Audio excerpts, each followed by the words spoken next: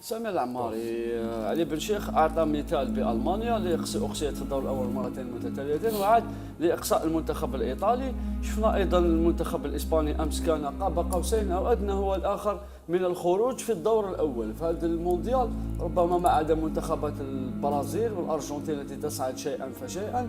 منتخب انجليزي نوعا ما، شفنا فرنسا خسرت امام تونس. مونديال المفاجات بالنسبه للمنتخبات الكبرى. هي بسمح لي فازي انا ليا السول بي اللي راهو خرج خير من هاد خير من بوكو دو ناسيون اوروبيان ولا امريك دي سيد هي المغرب، ماروك اللي ربحت ديريكتومون جاست لا كاليفيكاسيون، جاست عليهم كاع يتيك.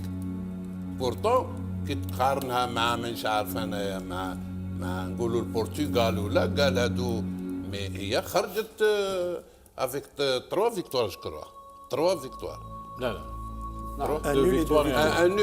انول مع لا كرواسي وفوز على بلجيكا وفوز على كندا. شوف شكون اللي في الشامبيون دي موند وصاحب المركز الثالث منتخب دونك بلجيكا. جو بونس كو انا نشوفه في سيرتان ناسيون الركولا شويه. تفضل سامح.